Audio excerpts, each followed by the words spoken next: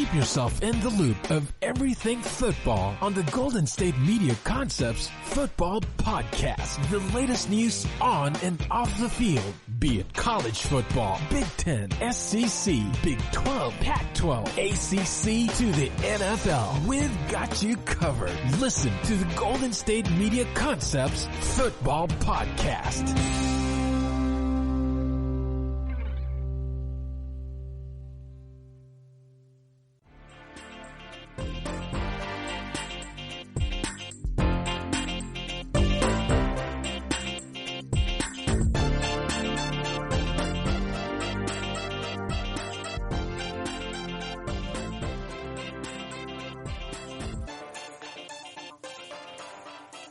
All right, welcome to the GSMC Football Podcast on the GSMC Podcast Network.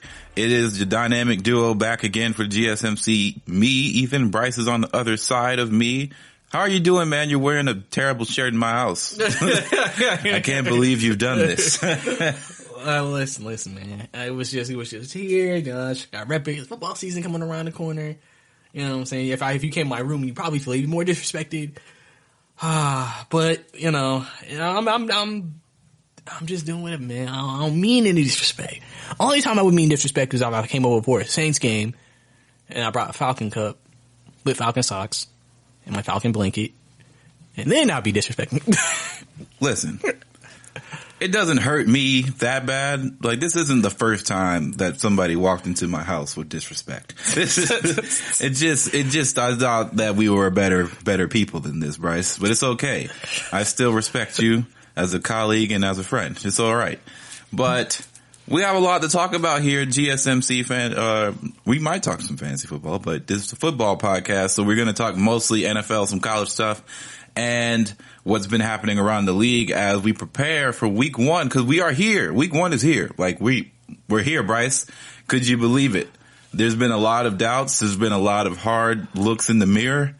A lot of times that we thought that this might be done, but we have made it. Week one is a few days away, and Thursday night will be the kickoff, and we're going to be talking about previews and stuff at the back end of the podcast. But first, we have to talk about some more pressing matters to attend to. Brice, our conference, our nice NFC South rivalry conference, has gotten tougher throughout the offseason, for sure. You know, they got Tom Brady. They got Gronk. They got, like you mentioned, LaShawn McCoy. Like, okay. But of course, what they already had was really good. They just got Leonard Fournette, Brice, and I am in pain, personally. Because it seals the deal. Now, not to saying that Ronald Jones is not a good quality back that would have made some problems, but he's definitely no Leonard Fournette. And I don't know, how do you feel about Leonard Fournette as a player? I think he's a good player. He's the typical running back, just really ground and pound, stronger throughout the game. Someone who just grinds it out, very powerful back. I guess the only thing that people really have been said about him is, even though he has caught the ball, he's not known as a pass catching back, which I guess with the dynamic of LaShawn McCoy, that would be a pretty good dynamic, because that's basically what LaShawn McCoy is at this point in his career, like a pass catching back. Kind of like they needed somebody like a Lewis, or who else for the Patriots? Like, they always have that one back who always comes out back for like a White, and I think that's what McCoy's going to be. But they got themselves a true downhill guy, Fournette, power football. And I think that's what Bruce Arians is going to try to do this year. He's going to have a power running game with deep passes over the top, because, he's a big play offense. And that's one thing that everybody's kind of wondered about with Brady, because you never saw him take a lot of deep shots, especially at his age. Can he still do that like Jameis did last year? But, obviously for me, like I said, we don't play him for a couple weeks, so I ain't too worried about it. You got to play him this Sunday. So obviously you literally, I'm sure you're going to be tuned in, because either you're going to be very happy and be like, oh yeah, we got this, or oh God, we don't got this. Well, let me tell you this. So this is basically like this is setting up to be the classic Saints week one game. Over the past few seasons, that have always been the Achilles heel to the Saints at some point, right? Week one last year, we won the game, thankfully so. We won that game, but it was a barn burner, no defense. It was bad. And Deshaun Watson almost came down the field, drove down and won the game, but we stuck it through. I'm pretty sure the year prior. That was the year Ryan Fitzpatrick started. The first 4 games. Remember? Not last year, but the year previously. Yeah, the year previously, yeah. Ryan Fitzpatrick thing happened. Yeah, that was not a great look for the defense for you guys. The year prior to that was we lost to Minnesota on Monday Night Football, I think, or Sunday night. I know it was a big game, and I know it was one of those night games. So that happened. We just have a history of having bad week ones, and it's always some pain. So y'all are like the Toronto Raptors of basketball. Y'all lose game ones. And if that's the best comparison. Or the Bucks of the last 2 years, y'all lose game ones, but bounce back. Maybe we are like Giannis and them, where we get to the playoffs. Michael Thomas is Giannis. They just start building walls. Michael Thomas is the Giannis of the of the NFL. That actually might be a good tweet. You may want to tweet that out. All right. Michael Thomas is the Giannis of the NFL. That actually would make me upset if I saw that. That would actually make me mad. But no, I just don't. It will get tough. It's going to be a tough game. I think that the Saints have always had a pretty solid run defense, so I'm not too worried about that per se, about the Leonard Fournette problem. But it's just when you have guys that basically their roster is from offense top to bottom is really, really deep. 2 really good number 1 wide receivers, basically side by side. We have depth in the cornerback position, but it's not the best depth. Right? We have depth at safeties. Who's the second quarter starting besides Marshawn? Did y'all keep Janoris? Yes. Okay, so he'll probably be okay. Yeah, him, Janoris is starting on the opposite side, and then Quincy Gardner-Johnson. Yes, sir. Jack Rabbit. Yeah. Quincy Gardner-Johnson is in the slot, and then we have Marcus Williams and Malcolm Jenkins. They're going to have to go against Gronk and OJ. Yeah, but I'm not too worried about that, honestly. Gronk is literally one good hit away from being put down for season. I don't mean that in like a disrespectful way of like, we're going to go hurt him. I mean, is it like Gronk's injury history? We know like it would be a miracle if he plays longer than like 9 games, like honestly. So I'm not too worried about it too much, but at the same time, it's Tom Brady. Same time, we always have trouble with the Bucks, no matter what happens, even if, you know, Marshawn Lattimore has a history of shutting down Mike Evans to the point where he's a non-factor in the games. But, you know, there's a lot of different things at stake here. This is Drew Brees' last season, hopefully, fingers crossed. This is his last season with the Saints. This might be Tom Brady's last season as a player in the NFL. And when have we ever seen Tom Brady and Drew Brees play twice in a season? This is the first time ever. They're both old as dirt. And it's going to be interesting. Especially ever since he left San Diego, really.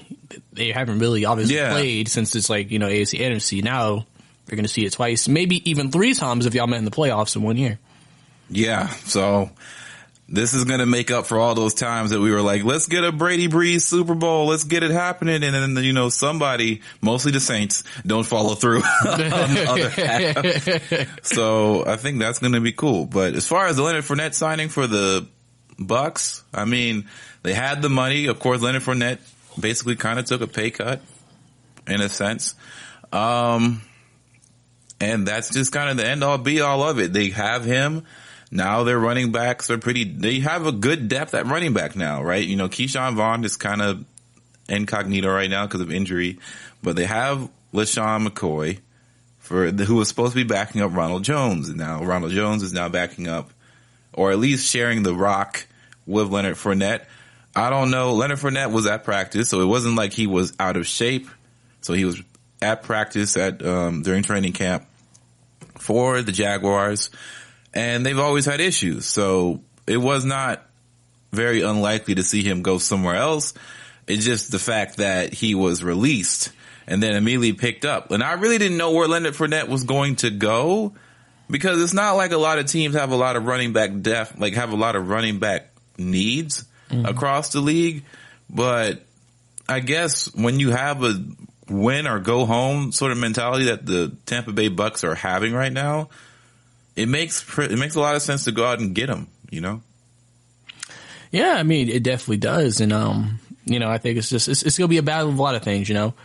Yeah, you got great matchups across the field in this game. You know, obviously the quarterback matchup, the running back matchup, Kamara versus a Fournette, if you want to even put it like that.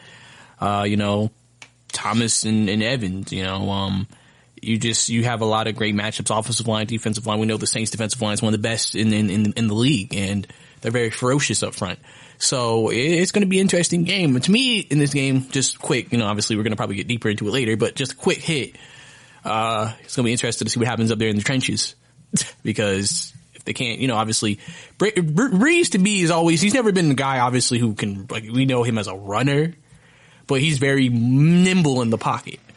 And obviously, you know, Tom, he can be nimble as well, but, you know, he also is still older. And so I would not be surprised if Tampa Bay can't block, because that was an issue for them last year. I still remember the game.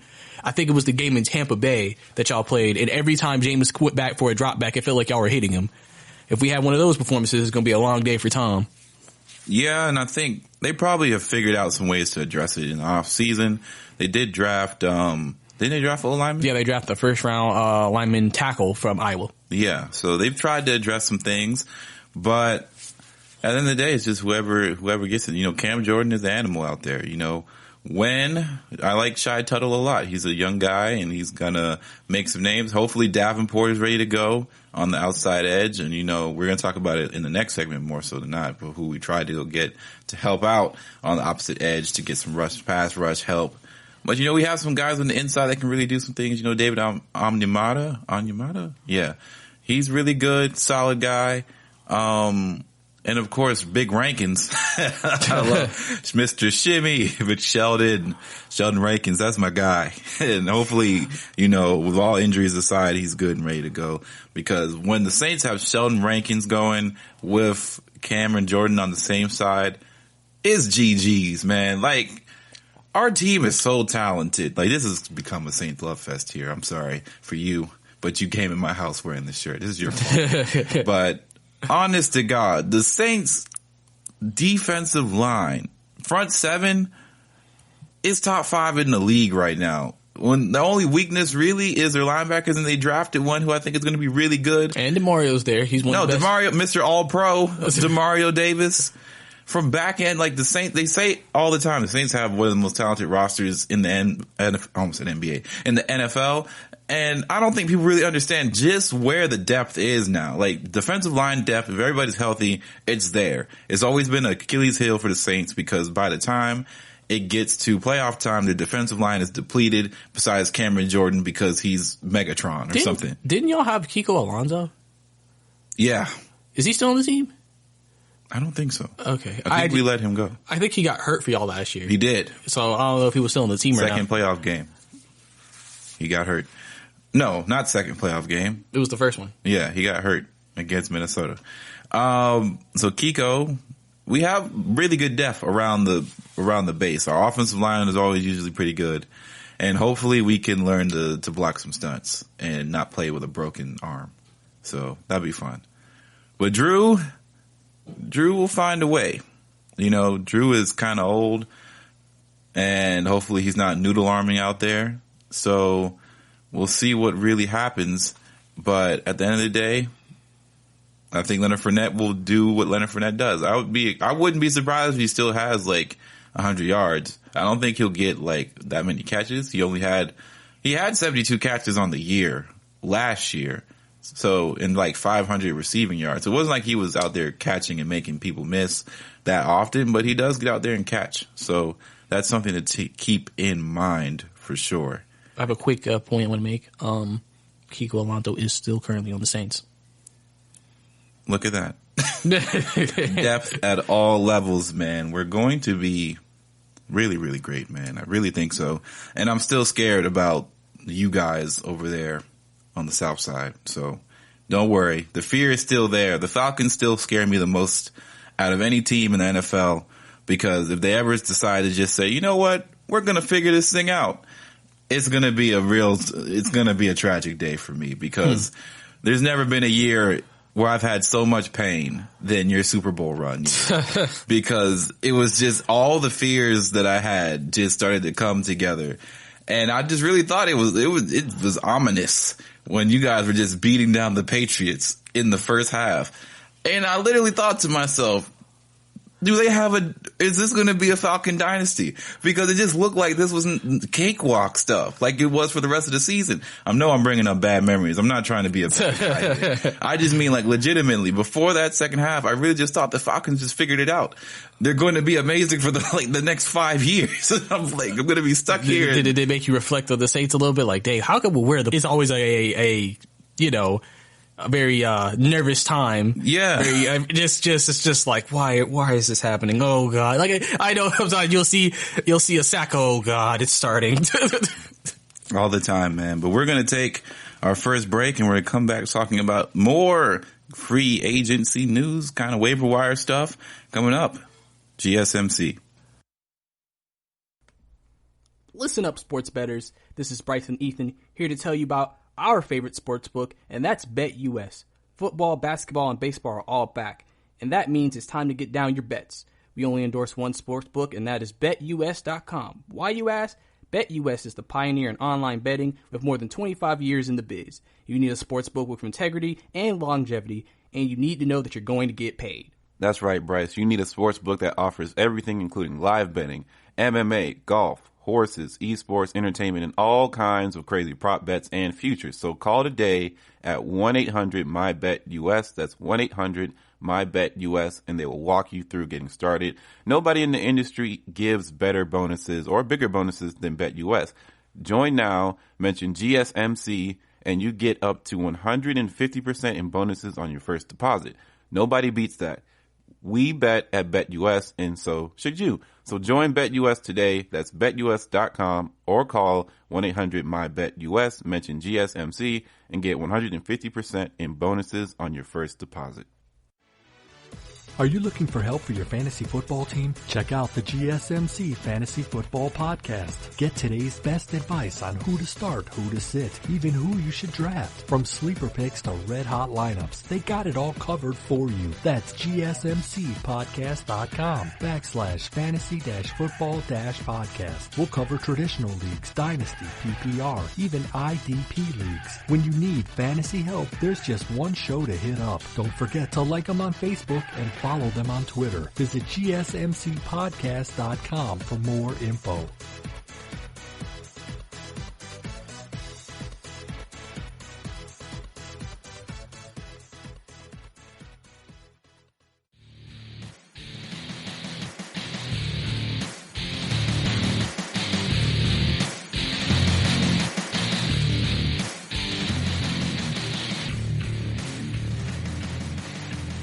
All right, we're back. GSMC football fans, nation, people, boys and girls, men, women, children.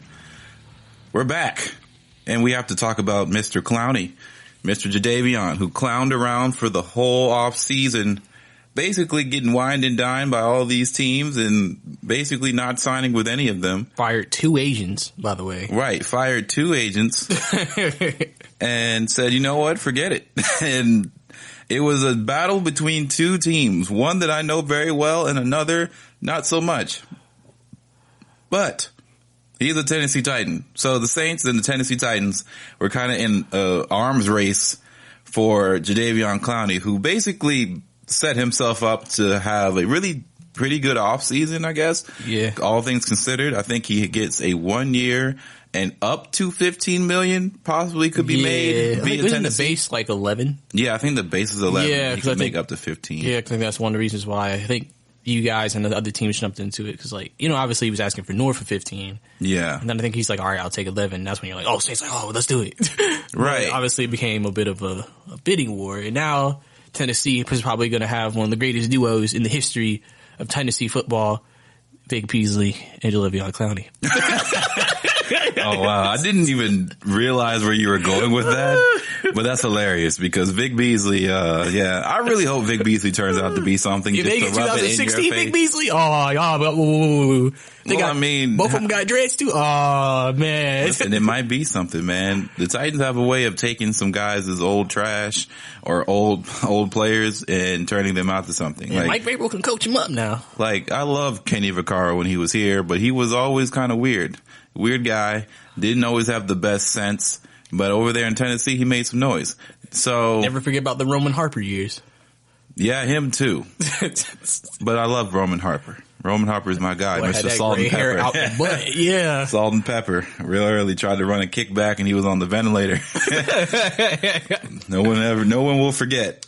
But the Saints and Tennessee were in the arms race, right? And the problem with the Saints being in the arms race was at the same exact time, right? Once everybody realized that Clowney was looking for like 11 million and the Saints wanted to jump in, everyone was like, wait a minute, you still got to pay Kamara. What's happening here?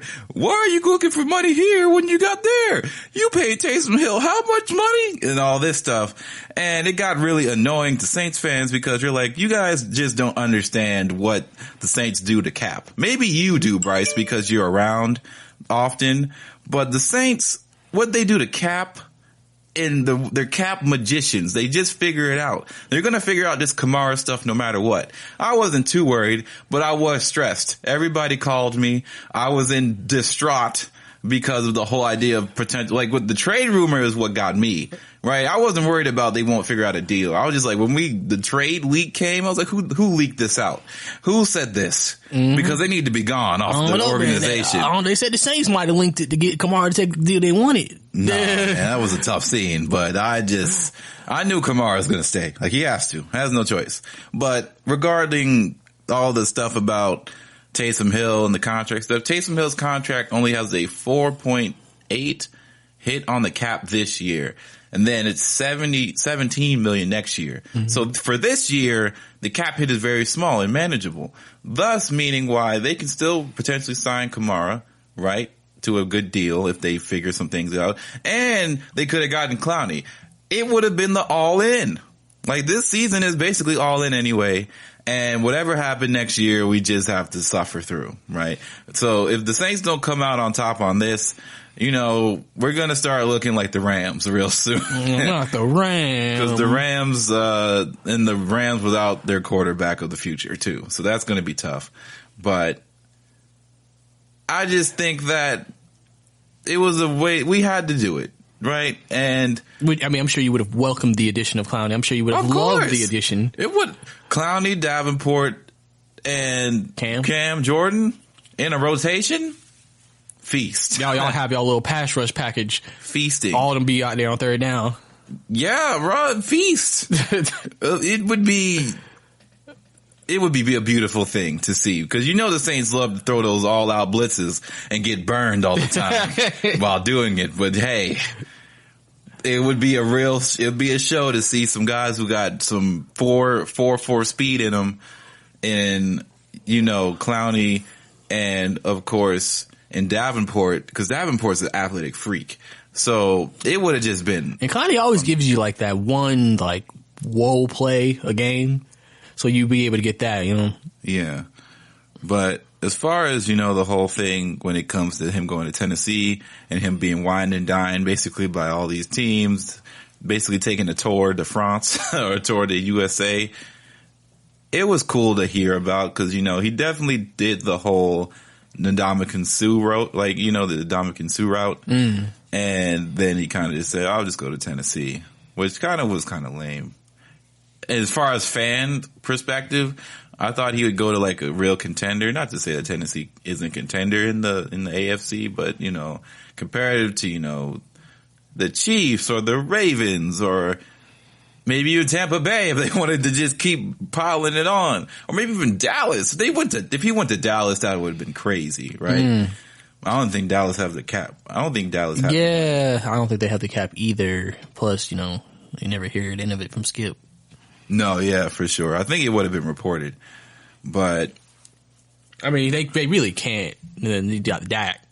Yeah, it's like, oh, you paying him, but you can't pay me. Okay, I'll keep that under mine. Basically, so all in all, it was a solid week of football watching and news speculations.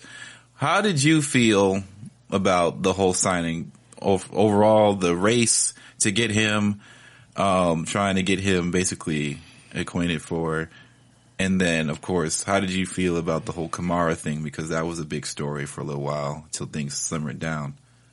Well, with Clowney, I think, he just felt like he made a decision that he felt like was best for him. That I guess put him in the best position he feels like. I think that it's interesting, he had to fire 2 agents because it's just like, my question with that is like, if with the agent change, what changed? Was the agent the one not allowing you to go beneath a certain number?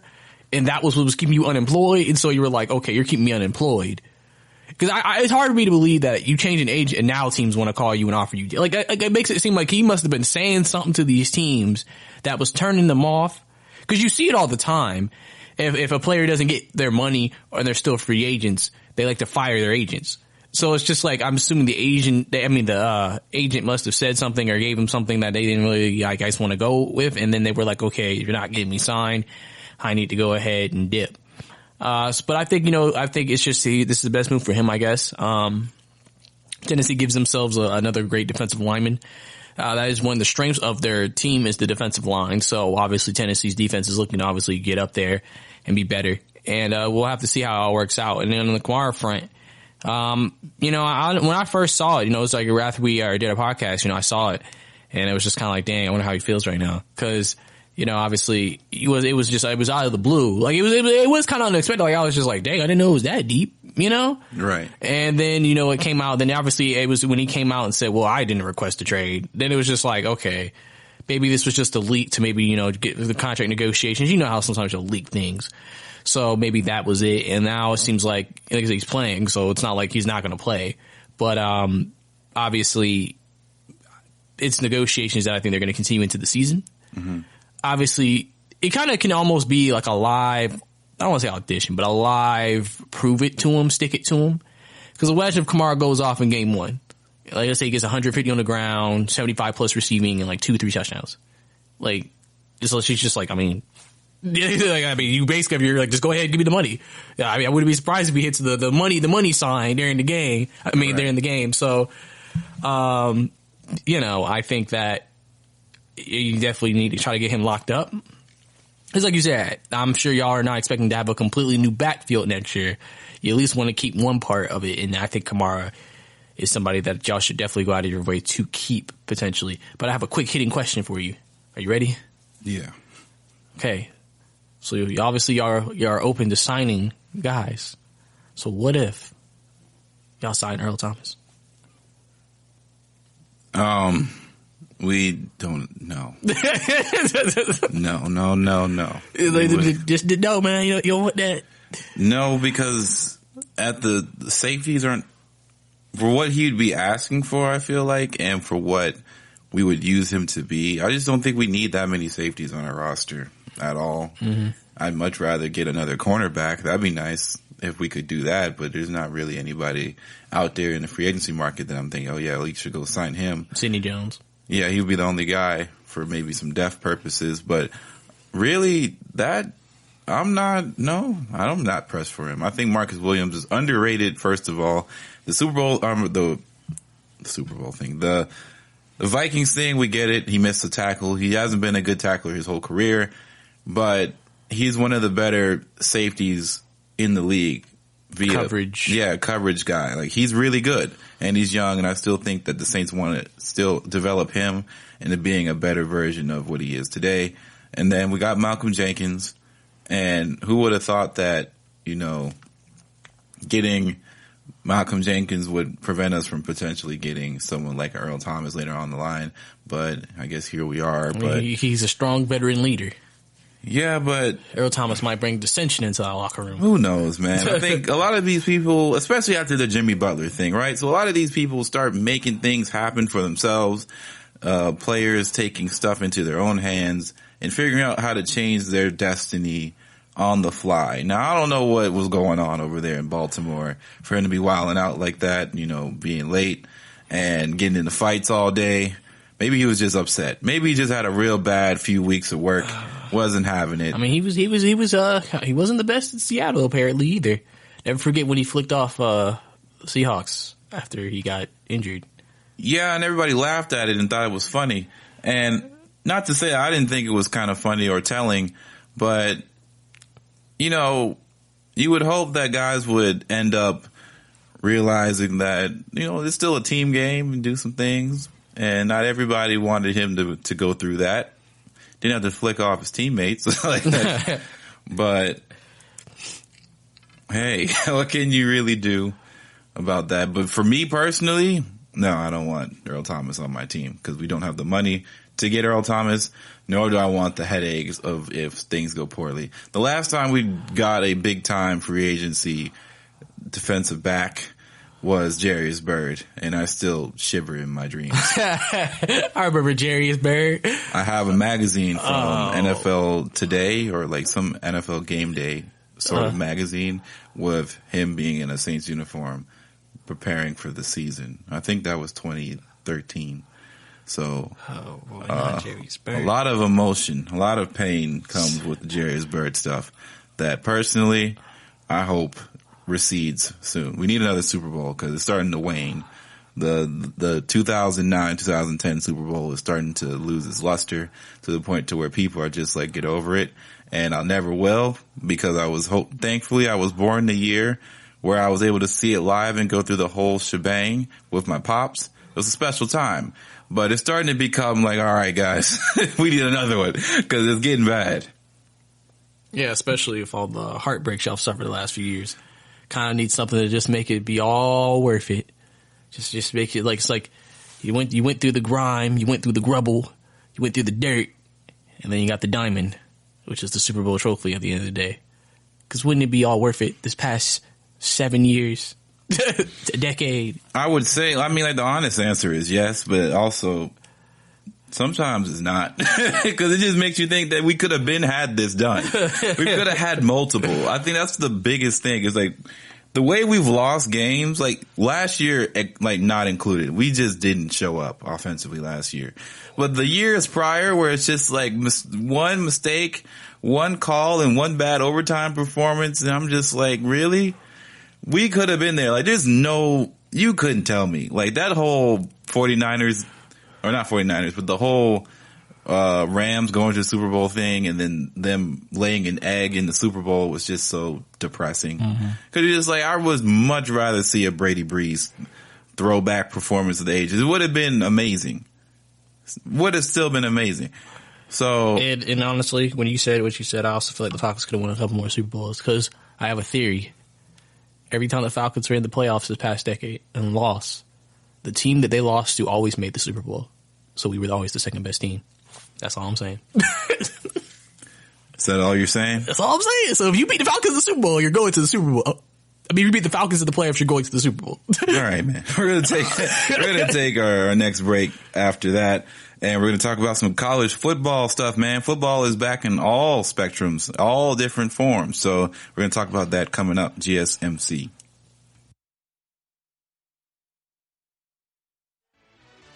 Check out the show that's built on the MMA. From the UFC to extreme cage fighting, they got the fights covered. Check out the GSMC MMA podcast. Get the latest news on past or upcoming fights. Join us as we talk to and about some of the biggest names in the MMA, past, present, and future. When it's the fight game, there's just one show to check out. GSMCpodcast.com/MMA-podcast. Don't forget to like them on Facebook and follow them on Twitter. Visit GSMCpodcast.com for more info.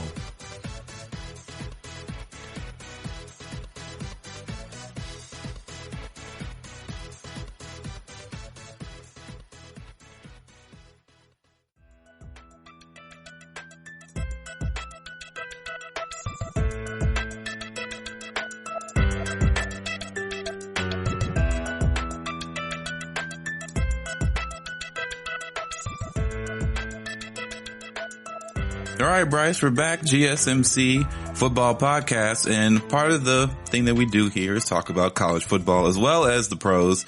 And we always have to try and keep them involved as things started to heat up on the college scene. We had a couple games last weekend in particular that were not the greatest, right? They weren't, instant college football classics here. But at the same time, they were something, right? And tonight while we're recording this, BYU is going to be playing Navy. In fact, they're playing right now. BYU, the first baby. quarter. The first quarter is starting right now. Shout out to Taysom Hill. He went to Navy, or I'm sorry, he went to BYU. Played there for 8 years. Yeah. Oh my God. But just some quick scores. So UAB played Central AR and they won 45-35 on Thursday. Great matchup. And then South Alabama and Southern Miss played on Thursday as well, and South Alabama won 32-21. Eastern Kentucky played Marshall and lost in a drubbing match of 59-0. Doesn't Eastern Washington have that red field? Eastern Washington? Yeah, they're the ones with the red field. I think they're the ones who have their reds like completely red. Very ugly, but it's just very blinding as well. I don't know. Middle Tennessee played Army, and that was also another bad loss for Middle Tennessee. 42-0. And fun fact, this is going to be like one of those trivia facts.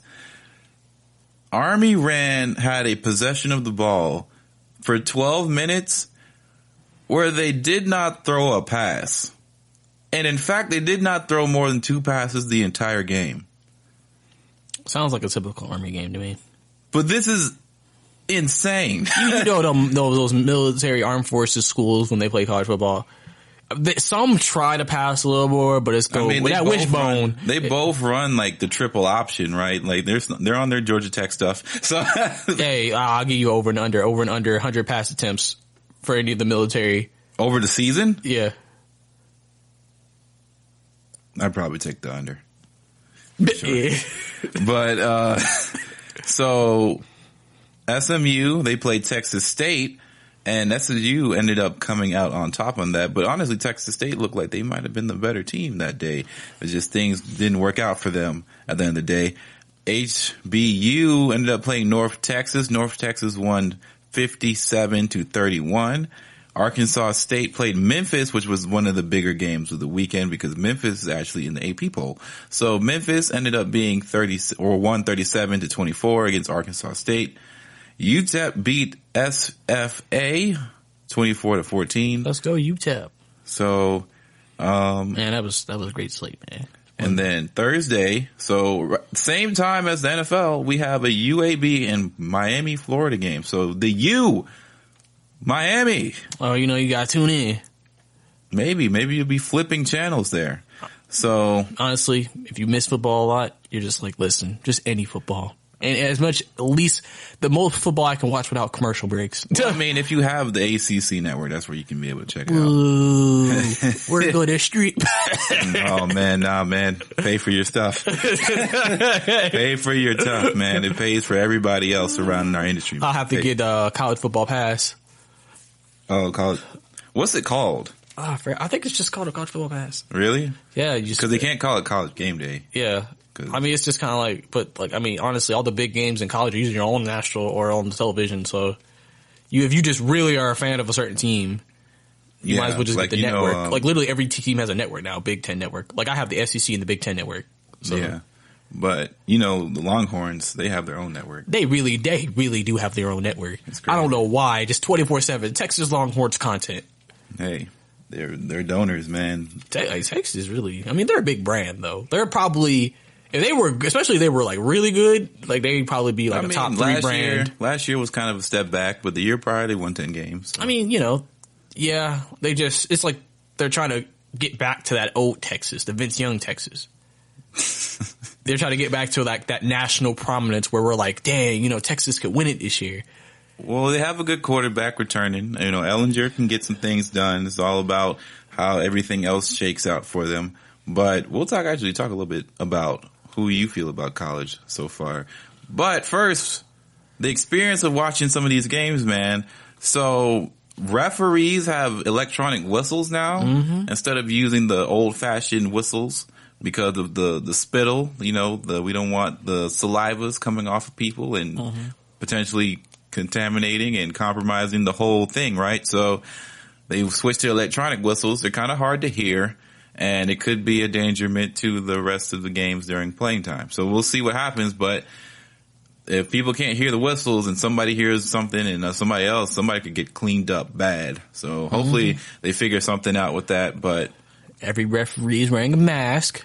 Yeah, everybody's got masks. And I think there. I think I saw in the game they said all the players on the sideline that aren't like they go back to the sideline wear a mask.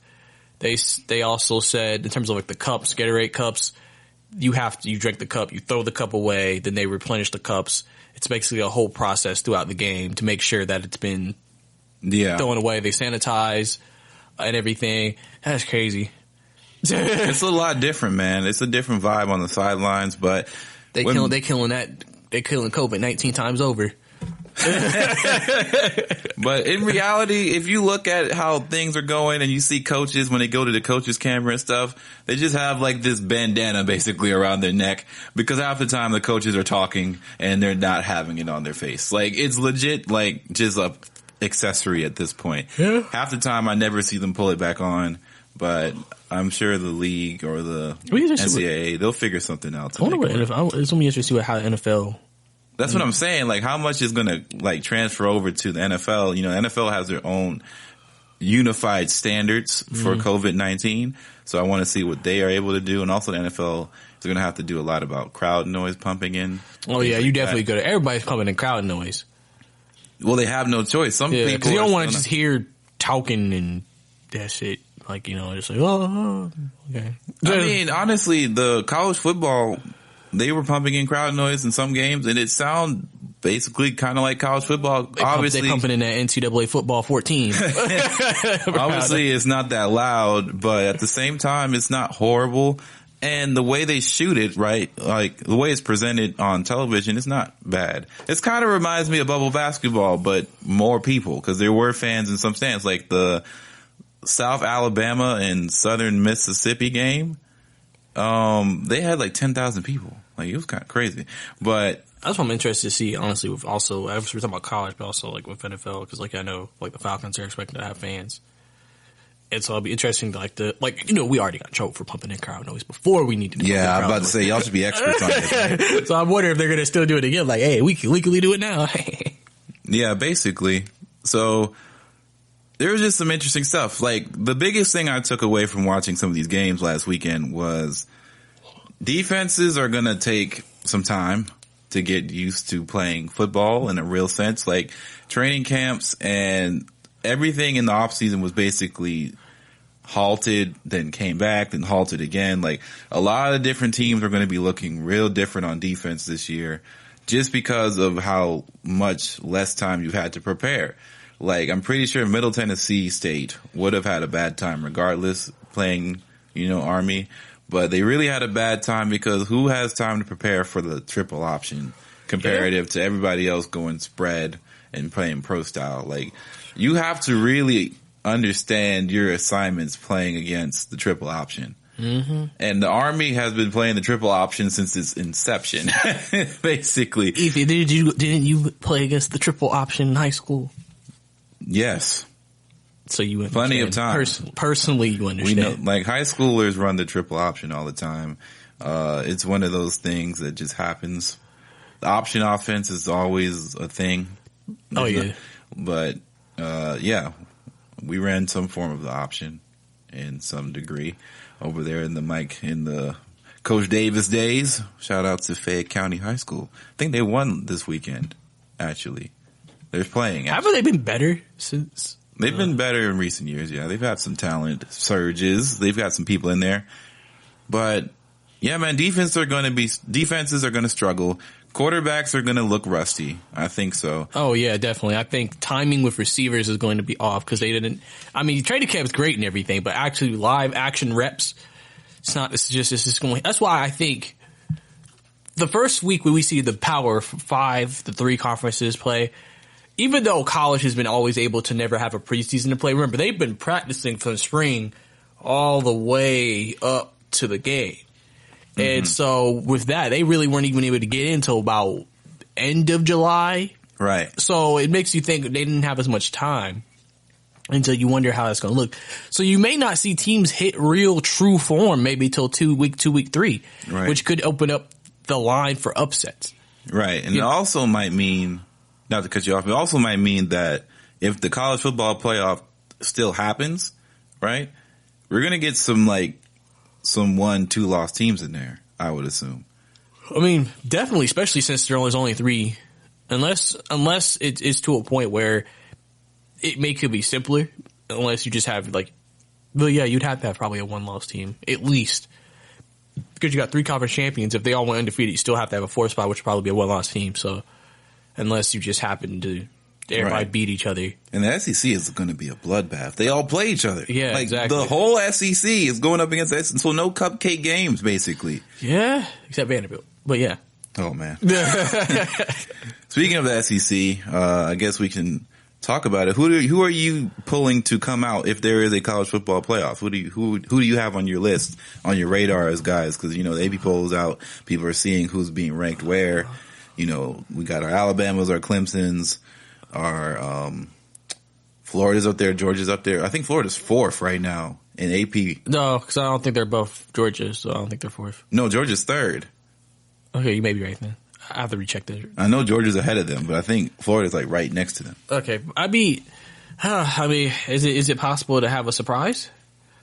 Yeah. Usually college, that never happens. I mean, you might have one. I mean, if it's a surprise, it's from a group of 5 and they're not going to let them in. But if I had to go with a particular squad, obviously, I'm a Dogs fan, go Dogs. But I mean, Alabama always has a chance every year.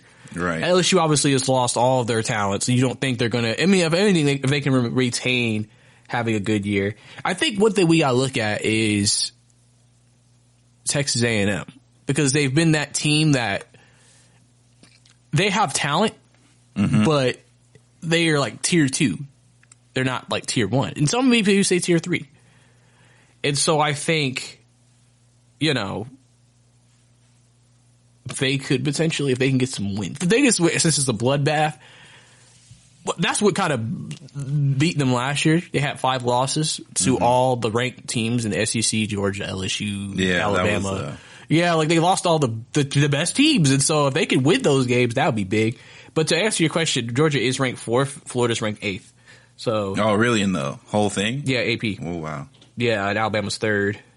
Wait, is this with every team in there? So yes, because Utah's still in there and they're a Pac-12 team. Iowa's in there. Ohio State's 2nd. Yeah, that's what I'm saying. So all those teams out of there considered. Oh yeah, they're so 4th. Yeah, if you remove Ohio State, then Georgia's 3, and then Florida, Big Ten didn't play, so that moves them up 2 spots. So Florida would be 6th. 6th? Yeah. Oh, they have OU ahead? Yeah, because OU and OU, LSU, because LSU's in the top 5. Yeah, but LSU's falling for sure. Yeah, I mean, so I guess you could say that unless Oregon's not playing. Notre Dame. Notre Dame's probably 6th. I think Auburn might have a sneaky good year. I've been saying it for a while. But the thing is that usually, I just it feels like they have a bad year then a good year, then a bad year then a good year. Well, I mean, they're going to have a lot of problems on their hands. I mean, LSU is not going to be nearly as problematic as it was predicted to be, but Alabama's going to be as strong as ever, and then they still have to go through the SEC gauntlet. Yeah, they got and they really Georgia, can't afford Alabama. to lose. Yeah, they can't afford to lose at all, or else. And it can't be a big loss or a bad loss. So it can be against it can be a tight loss against a Georgia, but you only have 4-1. And if it's a bad loss, say they lose to Kentucky. Yeah, that'd be horrible. Unless Kentucky ends up having a surprising year. Well, I mean, that's what you always hope for if you lose to those teams. Please have a good year. So it makes it look better. They've been okay. It's I still remember those years. They went 7-0, and it's oh, Kentucky, oh god, and they lost 5 straight. Yeah. But to quickly answer who I pick, I think that this will hopefully be the year for the Dogs. And I'm not saying that my sister goes to UGA. I'm not the biggest UGA fan, and I'm not the biggest Kirby Smart guy in the world, but I think this might be the year that they could potentially finally reach the pinnacle. Go Dogs! But, losing Jamie Newman sucks for sure. Yeah, JT's gonna have to step up and just be the guy. So yeah, but we're gonna take our final break and get into our last segment, which is gonna be covering what's going on in Week 1 of the NFL inaugural season, or I'm sorry, It's not the inaugural season of the NFL, but the inaugural first week of the NFL. 2020, here we go, GSMC. Check out the show built around the women of MMA. From the UFC to the extreme cage fighting, we got the fights covered. Listen. It's the Golden State Media Concepts Women's MMA Podcast. The latest news of upcoming fights, discussions of previous matches. Join us as we talk to and about the biggest names in women's mixed martial arts, past, present, and future. When it's the women's fight game, you know where to listen to. The Golden State Media Concepts Women's MMA Podcast.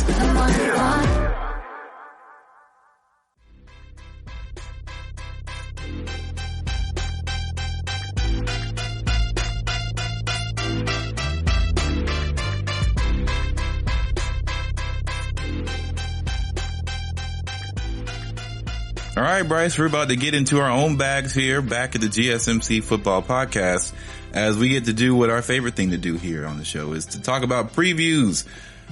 We got games, man. Thursday night, let's go ahead and get started. We're going with the Texans versus the Kansas City Chiefs. Or no, they're at the Chiefs. So Texans are on the road against Kansas City in Candlestick Park, right? Is that where they play? No. Candlestick Park is 49ers. Oh, wow. They both play in open door stadium. Yeah, they do. It just Arrowhead Stadium. Yeah, there we go. I don't know why I just messed that up. But, you know, they're going to go down to Arrowhead against the reigning Super Bowl champion Kansas City Chiefs. Andy Reid, first head coach Super Bowl championship.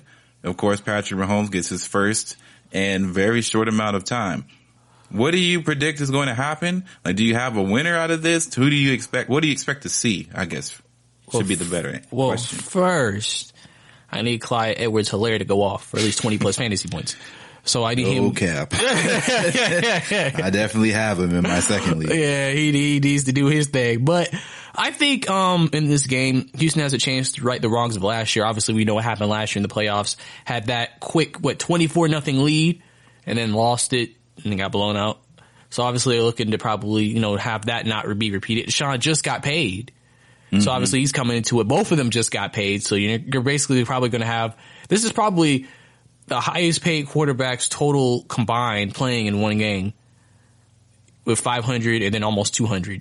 So that's almost what, 3/4 of $1 billion in two players on the field. And we haven't even talked about everybody else on the field, but and I think Kansas City, is going to it's going to be interesting to see where Kansas City's offense is.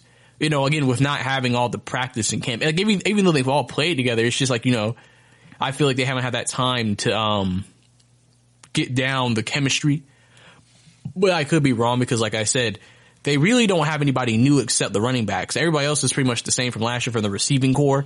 So, and then, it's almost like muscle memory. It's like, we just got to get the rust off, but we pretty much can get back on track quickly. Where Houston, on the other hand, Deshaun is working in a new wide receiver, Brandon Cooks. As he's going to be the new number one with Kenny Stills and Will Fuller. So they have some guys who can make some plays too. David Johnson has a chance to redeem and make everybody believe that he was actually a good pickup in the trade instead of everybody sleeping on him thinking he was a horrible pickup in the trade. And he's washed up and old and done. So I think, with all that being said, I'm going with Kansas City because, I just don't like Bill O'Brien, and Brice on the record here, man. And I just also just think, how the only issue obviously with sometimes with these games too is that when you have these Super Bowl ceremonies, because you're gonna have the ceremony, the team, it's such a great occasion, and we see that's what gonna be so weird. Like fans, limited fans. Are they having? No, they're not having fans there. Or were they at Arrowhead? Were they? We'll get the researchers. I believe, okay, yes, sir. Hey, intern, get that. But, I think maybe they may have up to 8%. I don't know. I would have said they had a report on it though, but it won't be a lot of people. I know that for a fact. So I'm sure, regardless of who's there, that piped in crowd noise for that celebration going to be fantastic. I'm sure you're going to see Roger Goodell up there with the mask and, all the big NFL officials, masking it up. So, I think that's going to be a good occasion. But obviously, like I said, in those situations, you never know how that team's going to come out. You don't really know how any team's going to come out, and play in that environment, in that situation. So it's going to be very interesting to see it all come together at the end of the day, I think. And I believe that I just think Kansas City's just going to be the better team at the end of the day. But I mean, I wouldn't be surprised if Houston upsets them. Houston's upsetted some of the best teams in the NFL because they have Deshaun Watson. Deshaun Watson's on it. As long as you have a great QB, you always have a chance. But I just think Patrick Mahomes is going to be Patrick Mahomes. I wouldn't be surprised if they start slow though.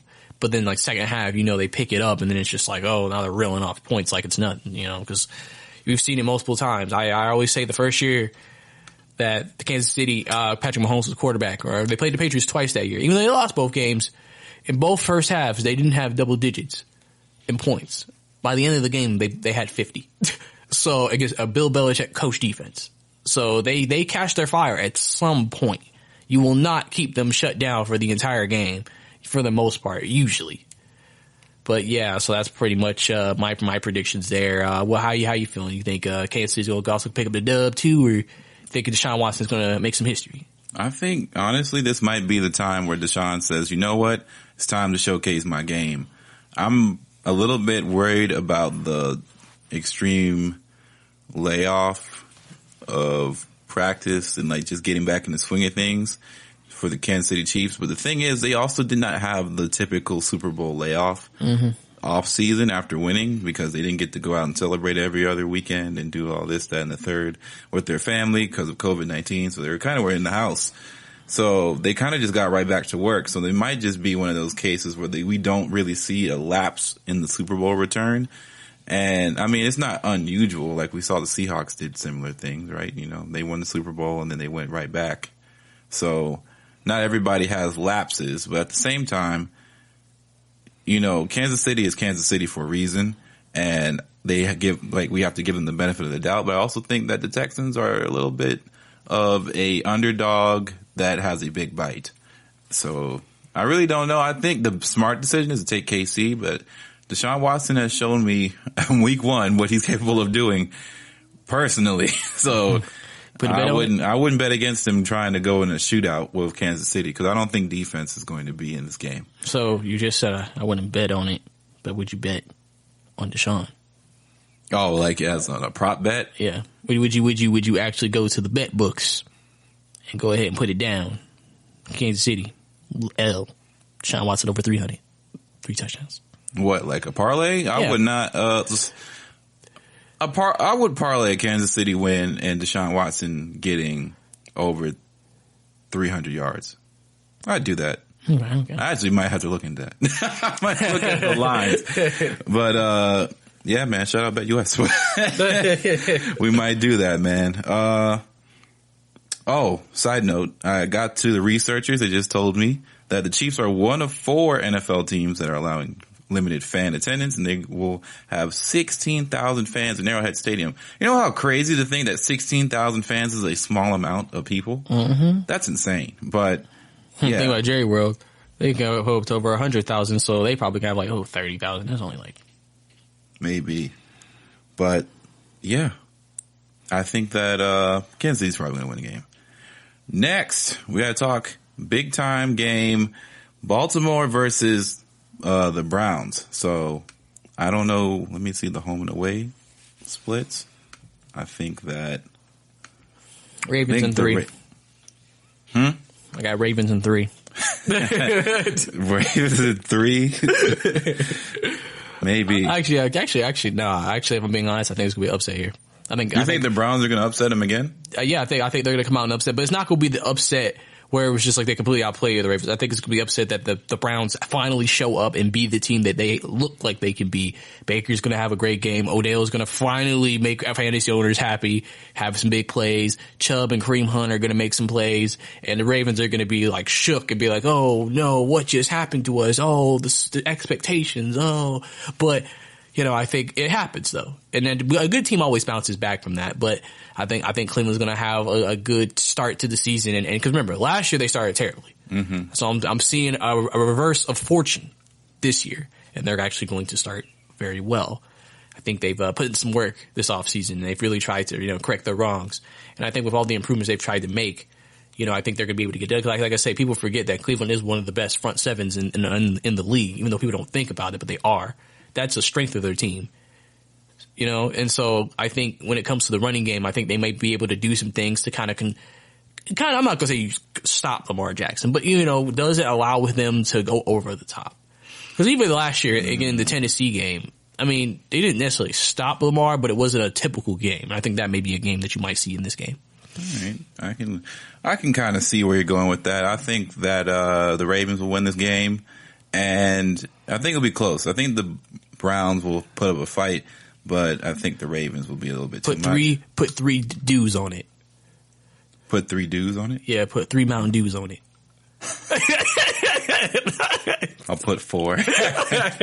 I'm not a big, until the Browns show me, they're going to have to beat me. That's how I say when I bet on players. Like, they're going to have to show me. They're going to have to show me that they got it in order for me to respect them as far as the gambling is considered. But what do you expect to see from Lamar? First game back from kind of a disappointing playoff performance, so to speak. I mean, I think Lamar's going to take it there because I think he's going to play well. I think the Baltimore's defense could let them down in this game. Oh. Yeah. Okay. Because sometimes, early times might have been an issue, but